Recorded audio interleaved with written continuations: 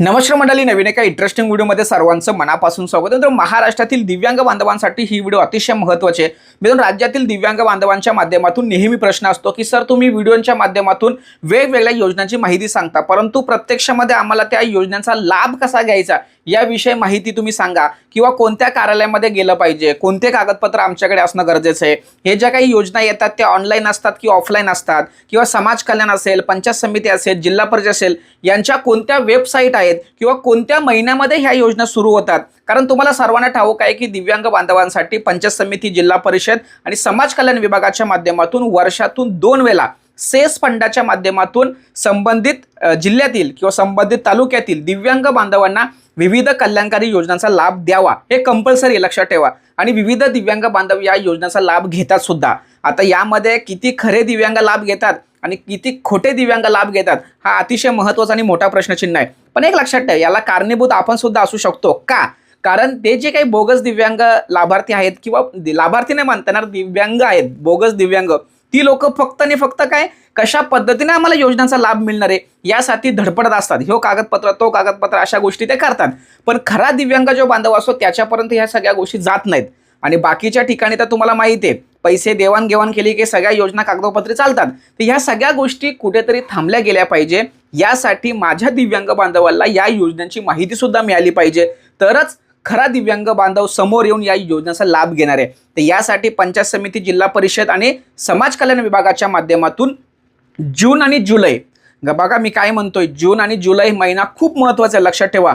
जुलै महिन्यामध्ये एक 15 तारीख, तर काही ठिकाणी 18 तारीख असते, काही ठिकाणी 25 तारीख असते. तर हे शेवटचे तारखेच्या पर्यंत तुम्ही फॉर्म भरू शकता. अशा पद्धतीचं महाराष्ट्रामध्ये बऱ्यापैकी ज्या काही जिल्हा परिषद आहेत त्यांच्या माध्यमातून सेस फंडाच्या माध्यमातून लाभार्थ्यांना योजनांचा लाभ देण्यासाठी अर्ज सुरू होतात. लक्षात ठेवा, तुमचं गुगलवरती जायचं, झेडपी ठाणे.com टाका, झेडपी यवतमाळ टाका, झेडपी पुणे टाका, जे काही तुमचं जिल्हा असेल त्या जिल्ह्याचा ऑनलाईन पद्धतीने त्या जिल्हा परिषद किंवा समाज कल्याण किंवा पंचायत समिती यांच्या काही वेबसाईट्स आहेत, लक्षात ठेवा. तर त्या वेबसाईट्स आपण मिळवल्या पाहिजे आणि त्या वेबसाईटच्या माध्यमातून हे अर्ज सुरू झालेत, लक्षात ठेवा. म्हणजे प्रत्येक जिल्ह्यामध्ये आता जून जुलैमध्ये हे अर्ज मागवले जातात, लक्षात ठेवा. आता मी एक म्हणजे सगळ्याच जिल्ह्यांच्या वेबसाईट तुम्हाला नाही देऊ शकत, देऊ शकतो, काय अडचण नाही आहे, पण तुम्ही सहज पद्धतीने मिळू शकता, काही हरकत नाही. गुगलवरती तुमचं जिल्हा टाकला आणि त्याच्या रिलेटेड सेस फंड योजना वेबसाईट टाकली तरी तुम्हाला ती सहज पद्धतीने मिळणार आहे, लक्षात ठेवा. तर ते कशा पद्धतीने, तारखा कोणत्या, कोणत्या योजना, या सगळ्या गोष्टी मी आमचं जे ठाणे जिल्हा आहे त्या ठाणे जिल्ह्याच्या रिलेटेड एक वेबसाईट मी दाखवतो तुम्हाला, कशा पद्धतीने त्या योजना आहेत, सुरुवातीची तारीख कोणती असते, शेवटची तारीख कोणती असते, ह्या सगळ्या गोष्टी तुम्हाला मी थोडक्यात दाखवतो. तर मित्रांनो, या ठिकाणी बघा, झेडपी ठाणे स्कीम.com ही जी वेबसाईट आहे ही ठाणे जिल्ह्यासाठी आहे. अशाच पद्धतीच्या तुमच्यासुद्धा वेबसाईट असणार आहे. आणि या ठिकाणी थोडंसं खाली आल्यानंतर बघा, कृषी रिलेटेड आहे, महिला व बालविकास विभागाच्या माध्यमातून, किंवा पशुसंवर्धन विभाग आणि समाज कल्याण विभाग. आता आपल्याला समाज कल्याण विभागाच्या संदर्भात आपल्याला सगळ्या योजना बघायच्या आहेत. तर थोडासा खाली आल्यानंतर त्या ठिकाणी बघा, अर्ज करण्यासाठी मुदत कालावधी पाहण्यासाठी येथे क्लिक करा आणि अर्ज कसा करावा या संदर्भात मार्गदर्शन सूचना बघायची असेल येथे क्लिक करावा. आता मी या ठिकाणी क्लिक करतो. या ठिकाणी क्लिक केल्यानंतर त्या योजनेचा फॉर्म कसा भरला गेला पाहिजे याविषयी संपूर्ण माहितीचं पेज तुम्हाला या ठिकाणी दिसेल. हे सर्व काही बघून तुम्ही तो अर्ज करू शकता. लक्षात, म्हणजे काय अवघड नाही आहे, अतिशय सोपं आहे, फक्त तुम्ही ते केलं पाहिजे. त्यानंतर आता आपल्याला बघायचं आहे ते म्हणजे काय, तर इथे अर्ज करण्याचा कालावधी. तर मी या ठिकाणी काय करतो, क्लिक करतो. या ठिकाणी क्लिक केल्यानंतर लगेचच पुढचा टॅब ओपन होणार. तर आपल्याला बघायचं समाज कल्याण विभाग. आता समाज कल्याण विभागाच्या ठिकाणी बघायचं, समाज कल्याण वगैरे दिलं आहे, थोडंसं खाली येतो. एक जनरल मी तुम्हाला दाखवतो, तुम्ही नंतर तुमचं चेक करून घ्या. या ठिकाणी पहिली योजना, 5% दिव्यांग कल्याण सेस फंडांतर्गत दिव्यांग लाभार्थ्यांना स्वयंरोजगारासाठी अर्थसहाय्य देणे या योजनेसाठी अर्ज. त्या ठिकाणी बघा, 26 आणि 27 या आर्थिक वर्षासाठी ही योजना आहे. त्याचबरोबर त्याची सुरुवातीची दिनांक बघा, म्हणजे सुरुवात कधी झाली तर 25/6, म्हणजे मी तुम्हाला सांगितलं जून आणि जुलै आपल्यासाठी खूप महत्त्वाचं आहे. तर 25/6 तारखेला हे अर्ज सुरू झालेत.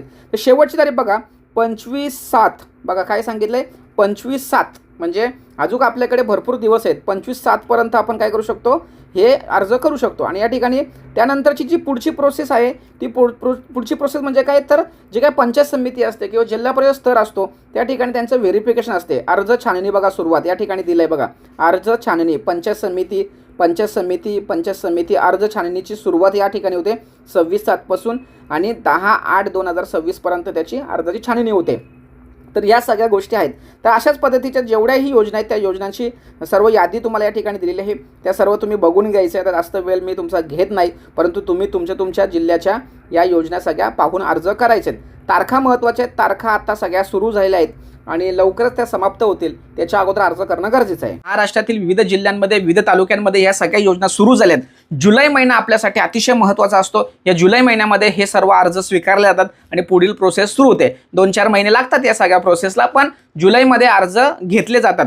जर जुलैमध्ये आपण जर अर्ज केला नाही तर आपल्याला त्या योजनेचा लाभ मिळणारच नाही. म्हणून मित्रांनो, या व्हिडिओच्या माध्यमातून व्यवस्थित लक्षात ठेवा की जून आणि जुलै या सेस फंडासाठी अतिशय महत्त्वाचा असतात. म्हणून आत्ता ही वेळ गेलेली नाहीये. तुम्ही लगेचच गुगलवरती जाऊन या सगळ्या गोष्टी शोधा आणि जे काही कागदपत्र लागतात त्या कागदपत्रासंदर्भात अर्ज सादर करा. त्या वेबसाईटवरती कागदपत्र सुद्धा कोणते लागतात हे सगळ्या गोष्टी सांगितलेल्या असतात. लक्षात ठेवा. फक्त फॉर्म तर भरा, त्यानंतर पुढची प्रोसेस मी तुम्हाला नक्की सांगेल. एक महत्त्वाची अपडेट, महत्त्वाची माहिती तुम्हाला द्यायची होती म्हणून ही व्हिडिओ बनवली. सदर व्हिडिओ महाराष्ट्रातील सर्व दिव्यांग बांधवांसाठी महत्त्वपूर्ण असल्या कारणाने त्यांच्यापर्यंत ही व्हिडिओ पोहोचवण्यासाठी सहकार्य करा. भेटूया पुढील व्हिडिओसह. तोपर्यंत धन्यवाद. जय हिंद, जय महाराष्ट्र.